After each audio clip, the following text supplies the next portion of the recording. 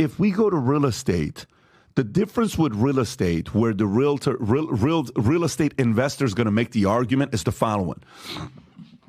In order to buy stocks, I'm putting $100,000 of my money in there, where I'm competing on, if the market does 10%, I make 10% on what? $100,000, which is what?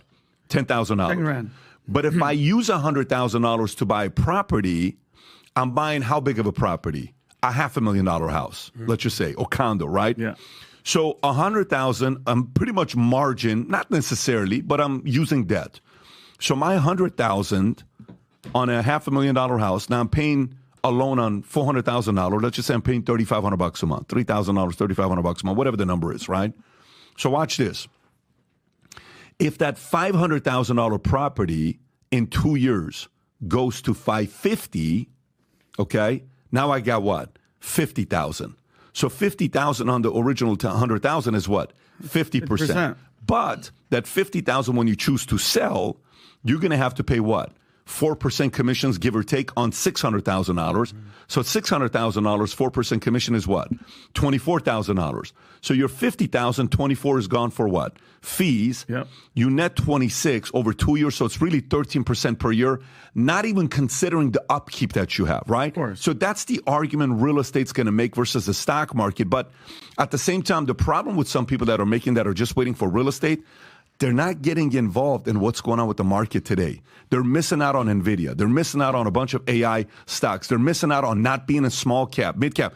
The other day, I'm at the Goldman Sachs event. Very interesting, Tom. Incredible things to learn. One of the guys gets up there and says the craziest thing. They said, how do you feel about the future of the stock market? He says, I fully believe the market's going to do very well. He says, based on whose analysis? He says, because the number one analyst in my life for the last 45 years is my grandmother. He says, excuse me? He says, yeah, my grandmother. Why?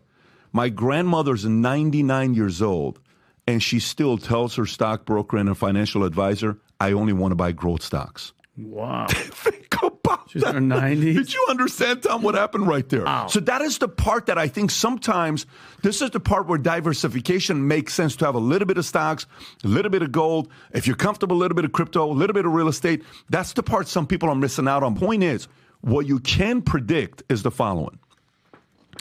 The reason why the stock market, to me, and I know some people are not for it, is America. I invest in capitalism and innovation. Mm-hmm. I invest in capitalism and innovation, knowing that innovators are always going to find a way to improve something.